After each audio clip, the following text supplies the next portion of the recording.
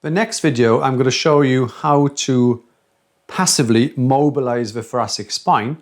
This little technique was shown to me many years ago. The downside is that if your patient is relatively heavy and you are relatively slight as the therapist, then obviously when you're doing the technique, there's going to be quite a lot of weight on you when you're doing the motion.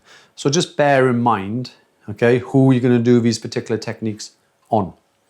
Max is actually very flexible, so in reality, it's not going to be that effective for him because he can quite easily flex all the way down, place his hands onto the floor without an issue. If you have a flexion curvature of the spine, then when you are trying to extend, it doesn't actually mean the extension is coming from the thorax, because when I extend, my lumbar is more likely extending and my pelvis will be tilted anteriorly. So it doesn't mean if I want to try to improve my own thoracic mobility, then this exercise would be unrealistic because it's extending my lumbar, not my thorax.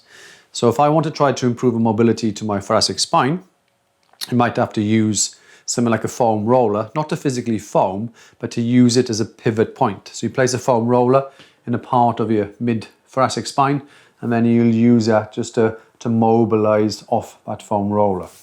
And I'll show that in another video.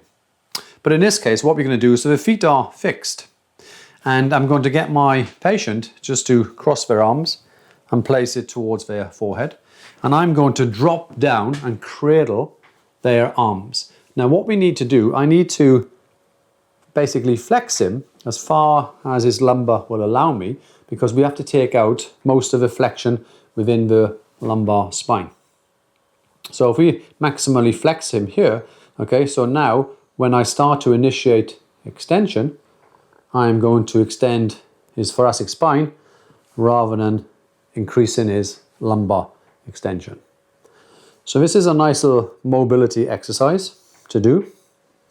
So I can use my hand to apply pressure here, okay, through my pisiform area of my carpal bones, and I can cradle my hand under his arms, and I'm using his back as a lever.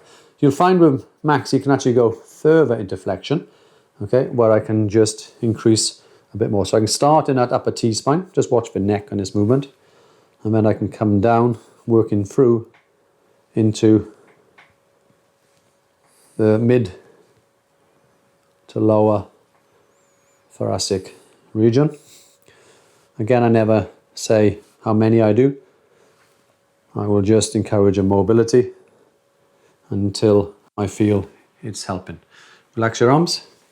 So that would be a very simple mobilization exercise to focus on the thoracic spine.